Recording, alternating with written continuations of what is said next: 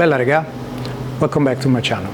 About a month and a half ago, I built a cute little folding knife which I shipped but never made it to the customer.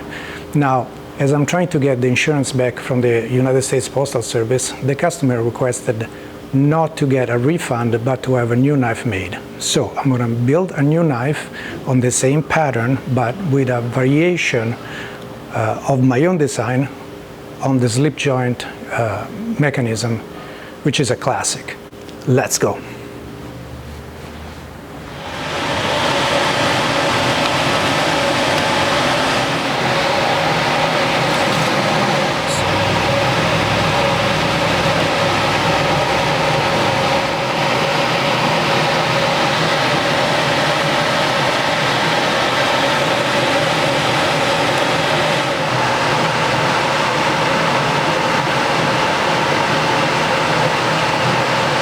So this is the original design with the normal spring, which is a slip joint.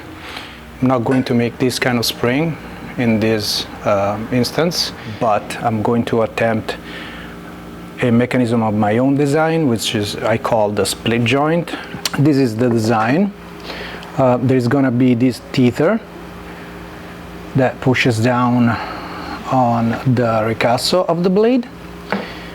This is the pivot point. It is a little longer this way, this distance from the spring, than where it acts on the ricasso. So this the spring exercises a little more force. Physics tells us that if the distance between the point where you apply the force to the fulcrum is longer than the distance between the fulcrum and the work that it needs to do, the force is slightly multiplied. It's not very much. It's a compromise because when the blade is closed, the force is going to be applied on a different point of this tether. So I needed to find a sweet spot where it's not too much that it basically goes beyond the point of elasticity of the spring when it closes, and but also at the same time is strong enough to keep it closed. So this is the design. The blade from tip to ricasso is going to be slightly longer, and therefore the handle is going to be slightly longer than the original, because that's how it needs to be. And before any of you say that this is not going to work, I already made 3 of these, and without even doing a design, I just made it on steel, and they work just perfectly. So all right, let's do it. Okay, I gathered all the metal that I need for the frame and blade. This is going to be for the liner, stainless steel 301. This is 420C, a treatable martensitic stainless. This is for the back, and this is for the tether. And this is going to be the blade, and it's stainless steel sanmai. So the outside layer is 304, and the inside layer, the cutting edge, is 52-100 ball bearing steel. It's gonna be nice. All right, so I've got this piece of stainless sanmai, which is way too wide and way too thin, since it was a cut off from a kitchen knife blank. I'm going to light the forge, reduce it in width, therefore gaining some thickness, which is called upsetting. And that's it. So let's do it. And here Here we go.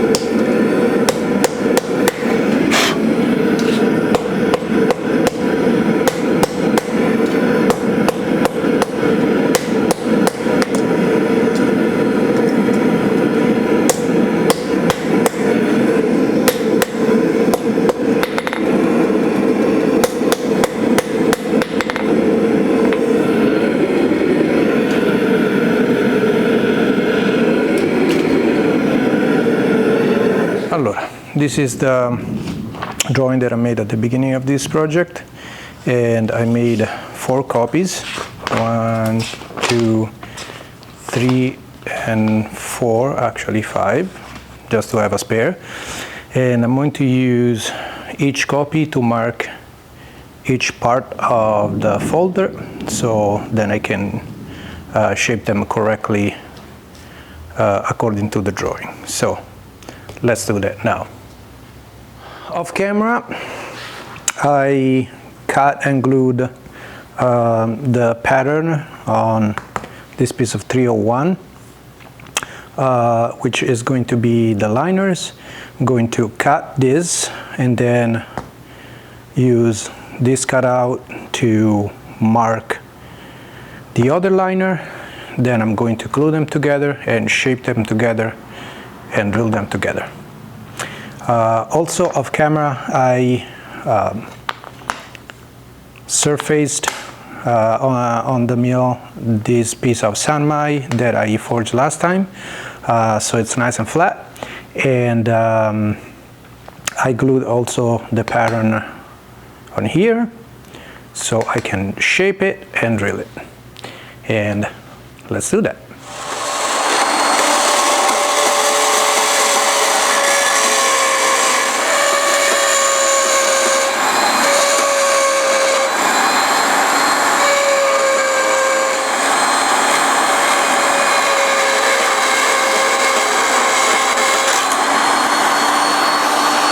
All right, cut them, deburr them.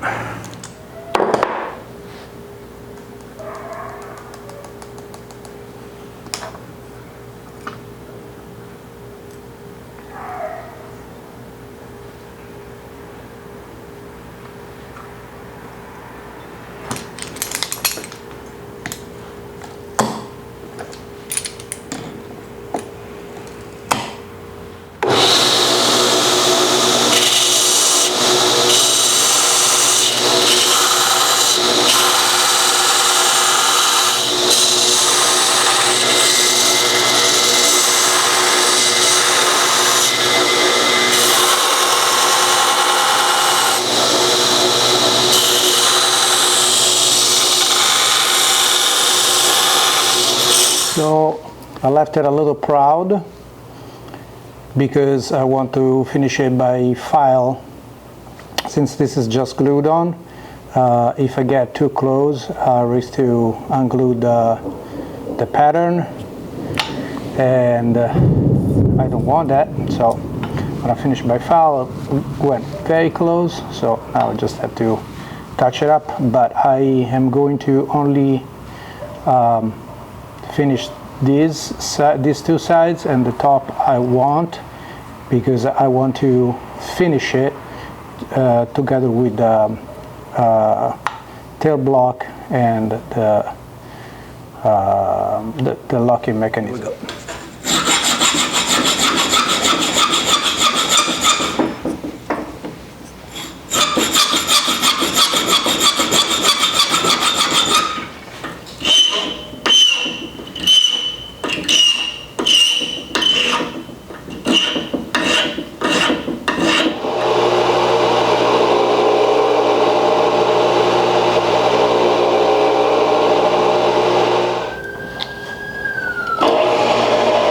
3 30-second hole.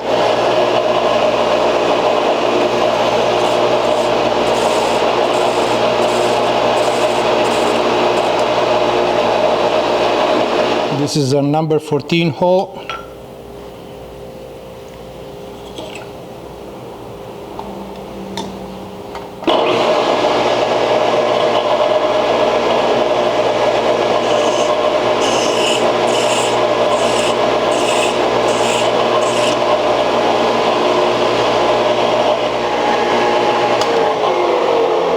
And this is a 3/16 reamer.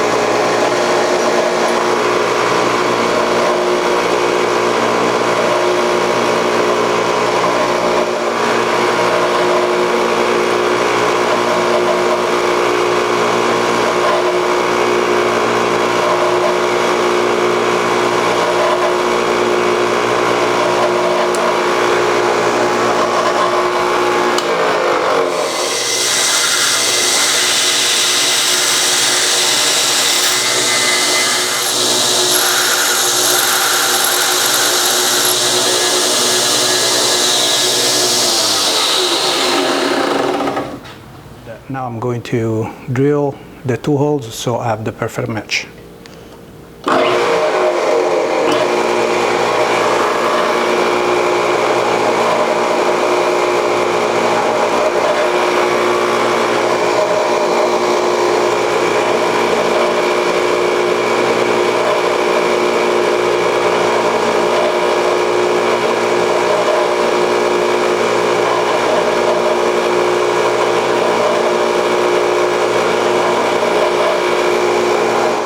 Okay, after the 3rd round on normalization,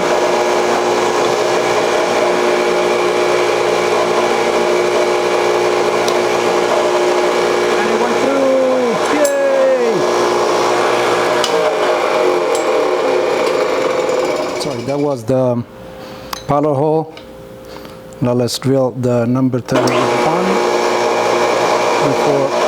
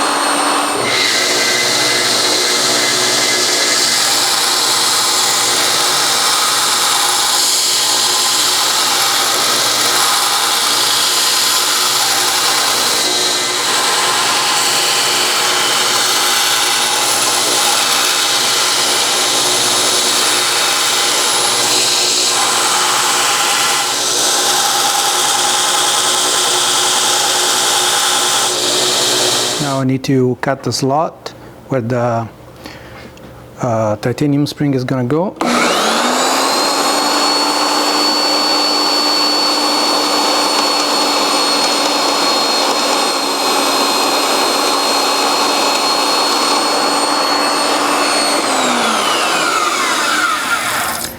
Alright, I also drilled a hole at the end to avoid stress risers.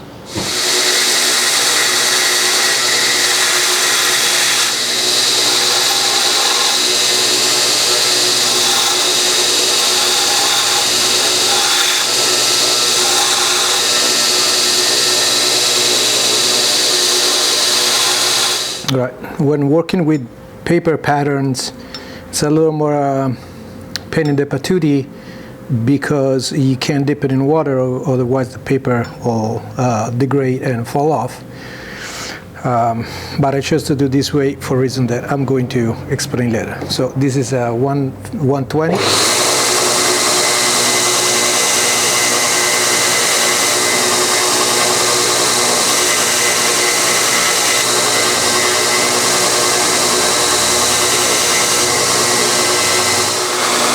Okay, this is 220.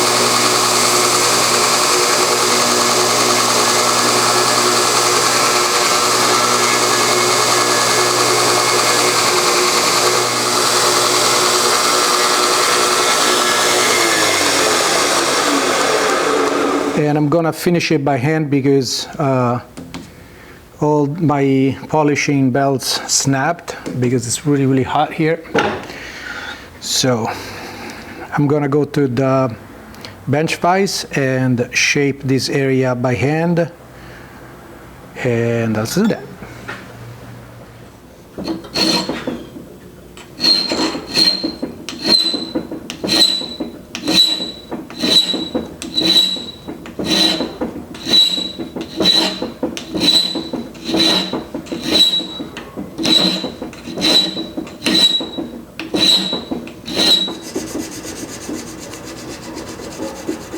These parts I can hand sand it before heat treating because the heat treatment is going to be done inside a foil pouch, and the foil pouch will inhibit the oxidation.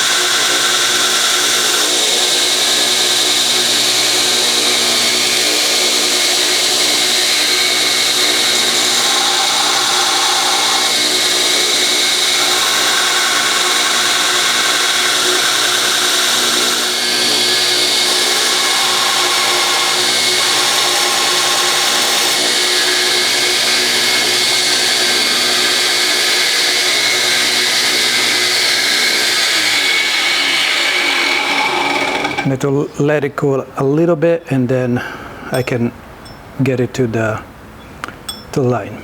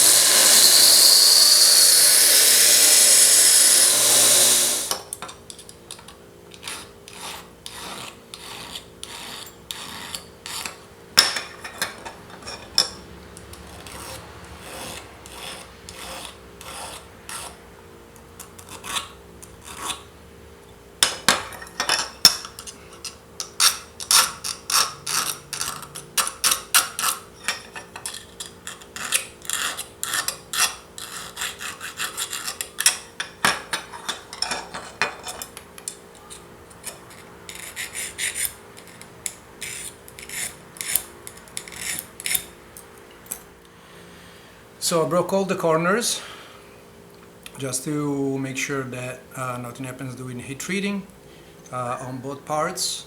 So now I'm going to clean them nice and degreased, put them in a foil pouch and heat treat them.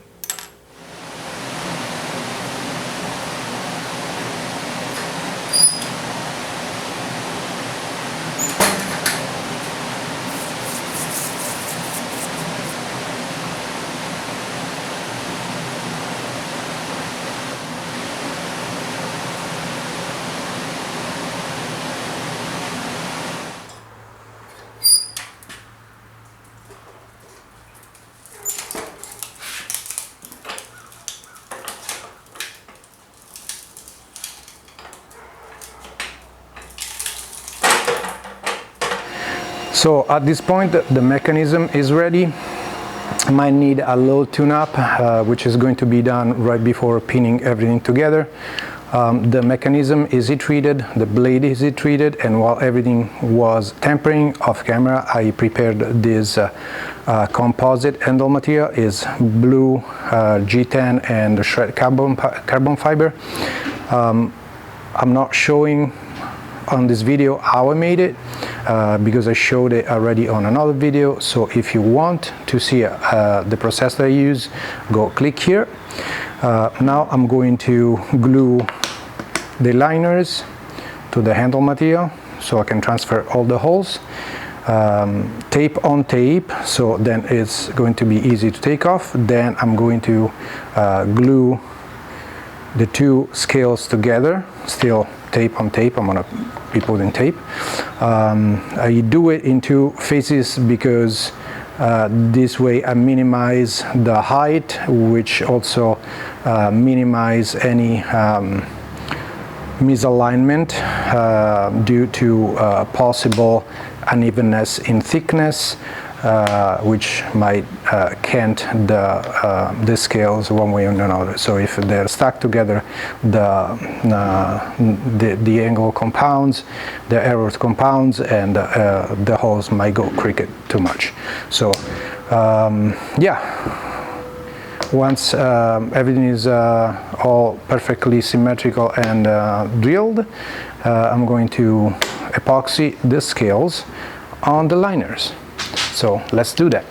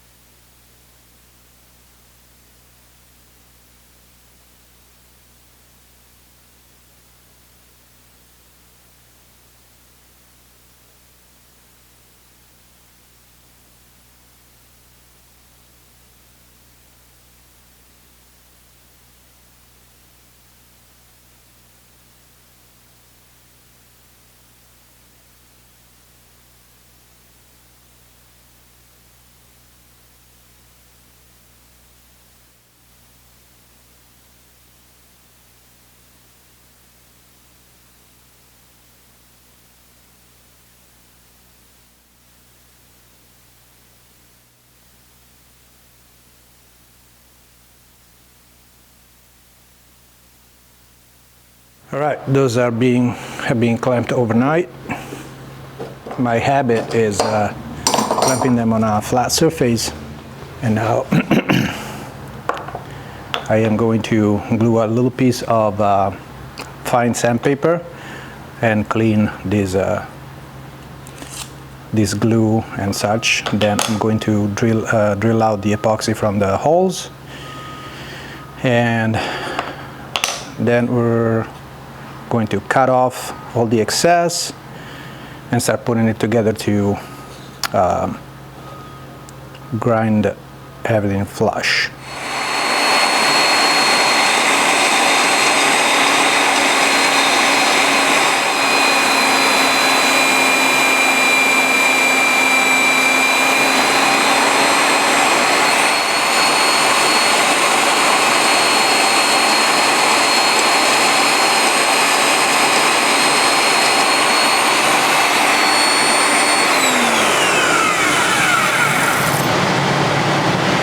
Alright, so I positioned this half of the scale, putting a gauge pin into the chuck and then lower it down into the hole until it fit in the hole. Then I raise the chuck again, put the end mill all the way up so I can repeat the depth on the other half. I set the depth and now I'm going to drill the counterbore.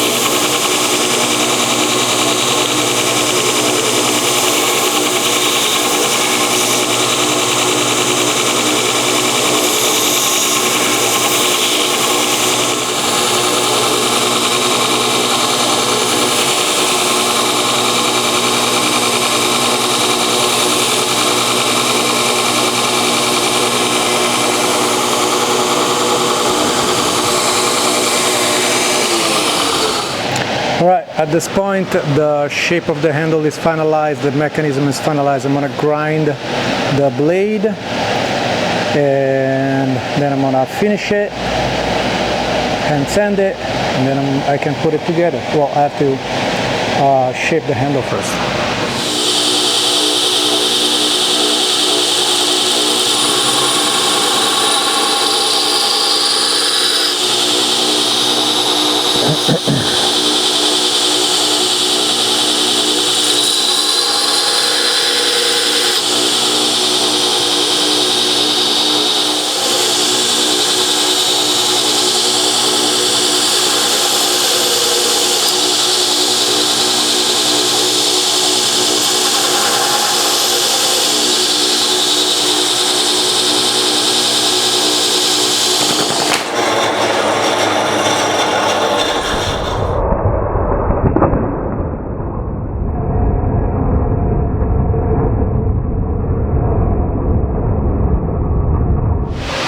Right, the blade has been ground, and now I'm going to do some hand sanding.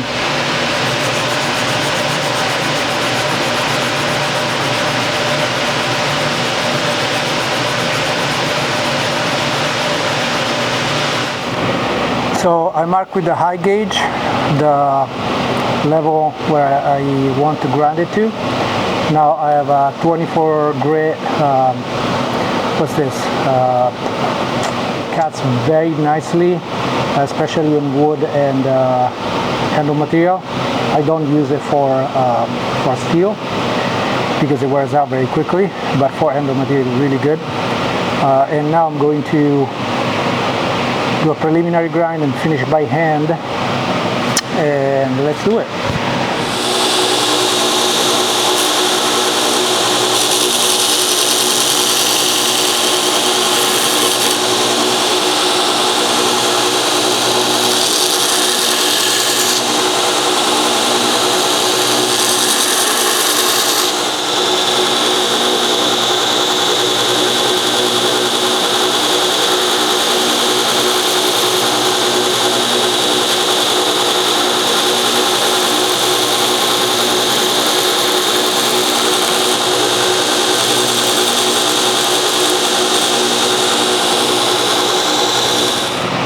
So now I removed the platen. I'm using 120 grit slack belt. I'm gonna keep it a little soft.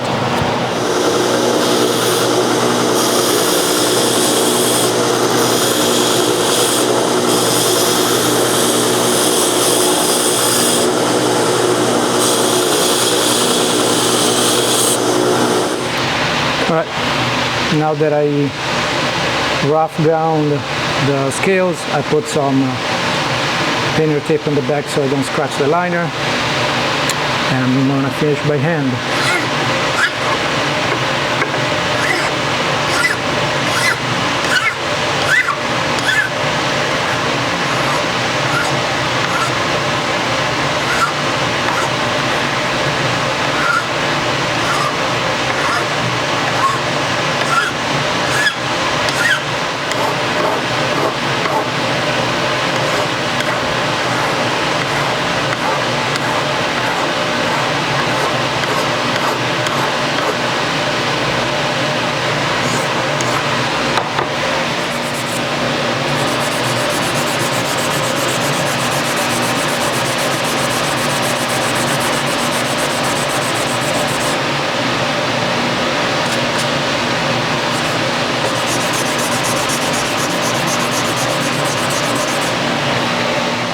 Alright, the blade has been etched. Now I'm going to put the knife together.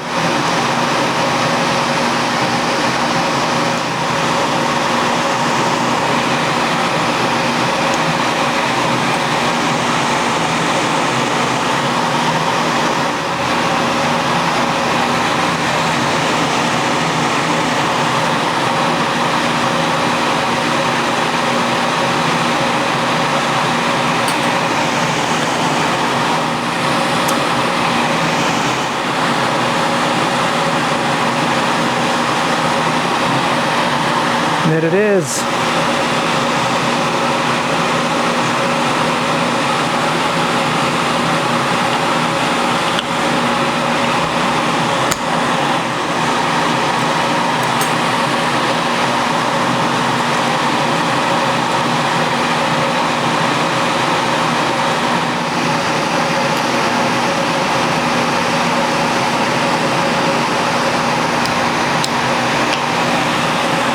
I just have to pin it together and sharpen it.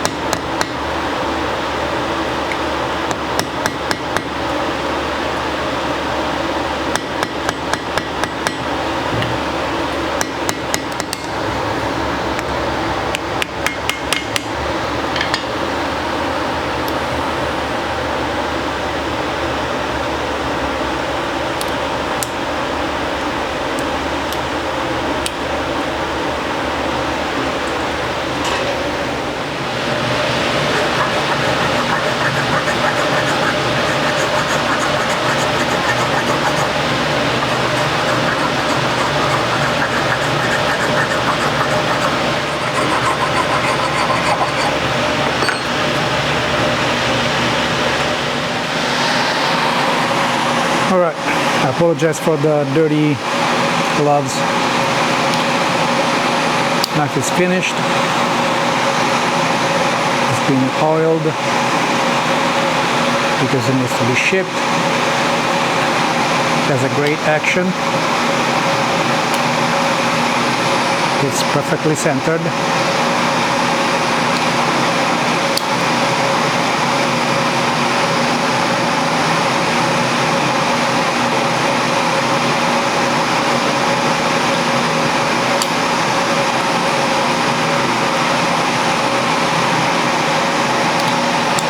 Very nice in the hand. It's very comfortable size. Even pushing doesn't go down because of how it was designed. And there it is.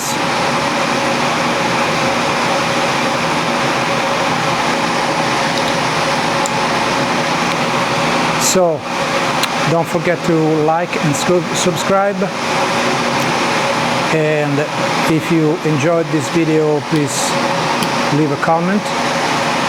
If you didn't enjoy this video, leave a comment. I always enjoy constructive criticism, so if you guys have any idea of how I can improve my channel, I'm always all ears. One last thing, all the inside corners have been chamfered, so eventual movement in the materials will not be unpleasant on the hands, and also looks a little more professional. That is it. Ciao a tutti.